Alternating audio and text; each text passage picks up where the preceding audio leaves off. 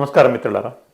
దేశవ్యాప్తంగా తమిళనాడు వాచాతి ఆదివాసీల పోరాటానికి వారు సాధించినటువంటి విజయం మీద విజయోత్సవాలు నిర్వహించాలని చెప్పి నిర్ణయించుకోవడం జరిగింది. ఆ సందర్భంగా మరిన్ని డీటెయిల్స్ ఆ కేసు గురించి వివరిస్తాం.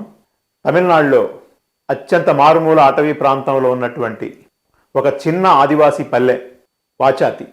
ఆ గ్రామం మీద పోలీసులు, అటవీ శాఖ అధికారులు, రెవెన్యూ వాళ్ళు వందలాది మంది దాడి చేసి ఆ గ్రామం ప్రజలందరినీ కూడా చిత్రహింసలకు గురి చేసి 17 మందిని సామూహిక అత్యాచారానికి మహిళల్ని గురిచేసి వాళ్ళందరినీ తప్పుడు కేసుల్లో ఇరికించి వాళ్ళ ఇళ్లన్నీ తగలపెట్టి బావులలో విషం కలిపి అదేవిధంగా అనేక రకాలైనటువంటి దుర్మార్గాలకు పాల్పడ్డారు.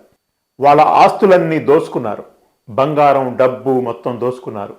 ఈ దుర్మార్గమైన ఘటన 1992లో జూన్ 20 నాడు జరిగింది. ఈ ఘటనకి అనుకూలంగా ఏ రకమైనటువంటి మీడియా కానీ అక్కడున్న ప్రభుత్వాలు కానీ ఏమీ కూడా వాళ్ళు సహకరించడానికి ముందుకు రాలేదు. జిల్లా కలెక్టర్లు, ఎస్పీలు వీళ్ళందరూ కూడా రాజ్యంకి అమాయక ఆదివాసీలకి మధ్యలో ఒక తగాదా వచ్చినప్పుడు, లేదు వాళ్ళ మీద ఆదివాసీల మీద దాడి జరిగినప్పుడు పచ్చిగా ఆదివాసీలకు వ్యతిరేకంగా ఉండటం, కోర్టుల్లో తీర్పులు కూడా దానికి తగిన విధంగానే రావటం అనేది మనం ఇప్పటివరకు చూసాం. వాకపల్లి విశాఖపట్నం ఏజెన్సీలో జరిగినటువంటి ఘటన చూసాం. ఈశాన్య రాష్ట్రాల్లో పదే పదే అక్కడ ఆదివాసీ మహిళల మీద చాలామంది అక్కడ సైన్యము, పోలీసులు అత్యాచారాలు చేయటం, దానికి వ్యతిరేకంగా వాళ్ళు పోరాటాలు చేయటం చూసాం. అదేవిధంగా ఇలాంటివి అనేక ఘటనలు జరిగినప్పుడు ఎక్కడ కూడా సంపూర్ణమైనటువంటి న్యాయం జరగలేదు. సరిగ్గా దోషులకు శిక్షలు పడలేదు. ఇలాంటివన్నీ మనం చూసాం. కానీ ఇటీవల కాలంలోనే ఒక 20 రోజుల క్రితం ఈ కేసు మీద మద్రాస్ హైకోర్టు ఒక సంచలనమైనటువంటి తీర్పు ఇచ్చింది. ఈ కేసులో ఉన్నటువంటి 269 మందిలో 54 మంది చనిపోయారు నిందితులుగా ఉన్నవాళ్ళు. ఈ 31 సంవత్సరాల కాలంలో మొత్తం 215 మందికి కోర్టు కఠినమైనటువంటి కారాగార శిక్షలు విధించడం జరిగింది. 5 సంవత్సరాలు మొదలుకొని 7 సంవత్సరాలు, 10 సంవత్సరాల వరకు కూడా కఠిన కారాగార శిక్షలు విధించడం జరిగింది. అదేవిధంగా బాధితుల్ని ఆదుకోవటం కోసం వాళ్ళందరికీ కూడా 10 లక్షల రూపాయల ఎక్స్గ్రేషియాతో పాటు ప్రతి కుటుంబానికి కూడా ఒక ప్రభుత్వ ఉద్యోగం ఇవ్వాలని చెప్పడం జరిగింది. ఈ శిక్షలన్నింటినీ కూడా అధికారుల మీద అమలు చేయాలని చెప్పి రాష్ట్ర ప్రభుత్వాన్ని కోరింది. రాష్ట్ర ప్రభుత్వం ఆ శిక్షలన్నింటినీ కూడా అమలు చేయించడం కోసం, వాళ్ళకి బాధితులకి ప్రకటించినటువంటి ఉపశమనాలని అమలు చేయించడం కోసం సిద్ధపడుతున్నామని చెప్పి కూడా చెప్పడం జరిగింది. ఈ రకంగా ఇంత మంచి తీర్పు ఇది ఒక రకంగా హెచ్చరిక. పోరాడే శక్తులకి ఇది ఊరట, అణగారిన వర్గాల యొక్క పోరాటాలకి ఇది ఉత్తేజం ఇచ్చేటువంటి చర్య. ఈ 215 మంది నేరస్తులు ఎవరైతే ఉన్నారో వాళ్ళు మామూలు నేరస్తులు కారు. వాళ్ళు పోలీసులు, పోలీస్ శాఖలో అధికారులుగా ఉన్నవాళ్ళు, అదేవిధంగా అటవీ శాఖ అధికారులుగా ఉన్నవాళ్ళు, అటవీ శాఖ సిబ్బందిగా ఉన్నవాళ్ళు, రెవెన్యూలో అయితే డివిజనల్ స్థాయి అధికారులుగా ఉన్నవాళ్ళు ఈ శిక్షలు పడ్డ వాళ్ళల్లో ఉన్నారు. వీళ్ళంతా సామాన్యులు కాదు కాబట్టే అక్కడ ఉన్నటువంటి ఎస్పీ, కలెక్టరు వీళ్ళెవరు కూడా ప్రారంభంలో అనుకూలంగా స్పందించలేదు. అక్కడ తీక్కదీర్ అని చెప్పి ఒక పత్రిక తప్ప మిగిలిన పత్రికలు ఏవి కూడా ఈ దుర్మార్గాన్ని కవర్ కూడా చేయలేదు. ఇది ఎలా వెలుగులోకి వచ్చిందని చూసినప్పుడు అక్కడ TNTA, తమిళనాడు ట్రైబల్ అసోసియేషన్ అని చెప్పి అక్కడ ఉంది. ఆదివాసీ అధికార రాష్ట్రీయ మంచి అనుబంధ సంస్థ. అదేవిధంగా అక్కడ CPM పార్టీ ప్రస్తుత రాష్ట్ర నాయకుడిగా ఉన్నటువంటి షణ్ముగం, ఆయన కూడా ఈ కేసులో చాలా వీరోచితంగా పోరాటం చేయటం జరిగింది. ఈ 31 సంవత్సరాల పాటు ఆదివాసీ మహిళలు కానీ, ఆ గ్రామస్తులు కానీ ఈ 31 సంవత్సరాల పాటు జిల్లా కోర్టు నుంచి హైకోర్టు వరకు కూడా సంవత్సరాల తరబడి తిరిగారు, న్యాయం కోసం పోరాటం చేశారు.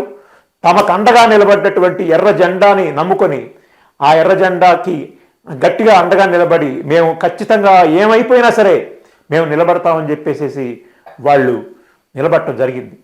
ఫలితంగానే ఈరోజు మంచి తీర్పు వచ్చింది. చాలా మంచి లాయర్ల బృందం వీళ్ళ తరపున వాదించింది. లాయర్ల బృందంలో ఒకప్పటి కమ్యూనిస్ట్ పార్టీ మార్క్సిస్టు అగ్రనేత పి రామ్మూర్తి అనేటువంటి నాయకుడి యొక్క మనవరాలు హైకోర్టు లాయర్గా ఉన్నది. ఆ బృందంలో వాళ్ళు కూడా పనిచేయటం జరిగింది. ఈ లాయర్లందరూ కూడా చాలా అకుంఠిత దీక్షతో పట్టుదలతో అనేక బెదిరింపుల్ని లెక్క చేయకుండా బాధితుల పక్షాన్ని నిలబడి వాళ్ళు కూడా పోరాటం చేశారు. ఆ తర్వాత కాలంలో కొంతమంది అధికారులు, అదేవిధంగా సిన్సియర్గా న్యాయంగా ఉండేటువంటి మానవత్వం ఉన్నటువంటి వాళ్ళు కొంతమంది వాళ్ళు కూడా పనిచేయడం జరిగింది. సిబిఐలో కానీ ఇంకొన్ని సెక్షన్స్లో ఉన్నటువంటి అధికారులుగా ఉన్నటువంటి వాళ్ళు కూడా ఇందులో పనిచేయటం జరిగింది. కాబట్టి ఈ రకంగా ఈ యొక్క ఎర్ర జెండాని నాయకత్వంలో, గిరిజన సంఘం నాయకత్వంలో, అదేవిధంగా అఖిల భారత కిసాన్ సభ, ఆల్ ఇండియా వ్యవసాయ కార్మిక సంఘం, ఐద్వా, ఇలా అనేక ప్రజా సంఘాల వాళ్ళు కూడా ఈ యొక్క పోరాటంలో తమ వంతు పాత్రని నిర్వహించారు.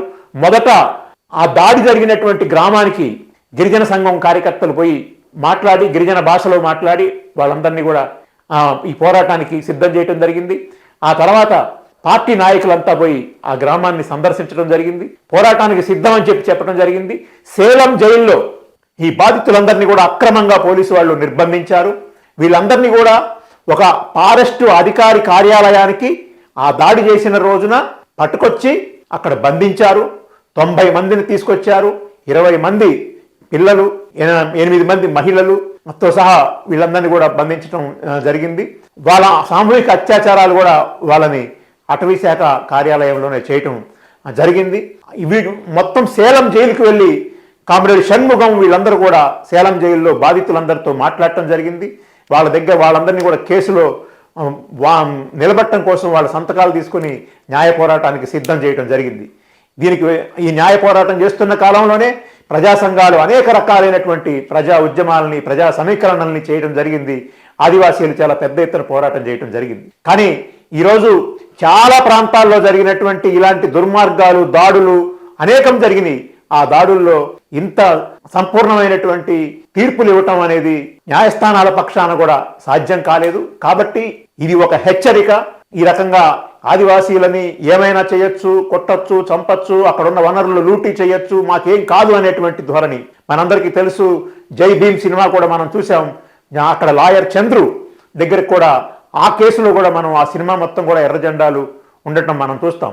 బాలకృష్ణన్ అని చెప్పి సిపిఎం జిల్లా కార్యదర్శి ఆ బాధితురాలు చిన్నతల్లి ఎవరైతే ఉందో ఆ బాధితురాల్ని మద్రాసులో ఉన్నటువంటి లాయర్ చంద్రు దగ్గరికి పంపించడం జరుగుతుంది. లాయర్ చంద్రు అక్కడ ఈ కేసు నడుస్తున్న కాలంలోనే అక్కడ జరిగినటువంటి ఎర్ర జెండాలతో జరిగినటువంటి ప్రజా ఉద్యమాలను కూడా పదే పదే ఆ సినిమాలో కూడా చూపిస్తారు. ఆ తర్వాత ఆయన రాష్ట్ర పార్టీ కార్యదర్శిగా ఉన్నాడు.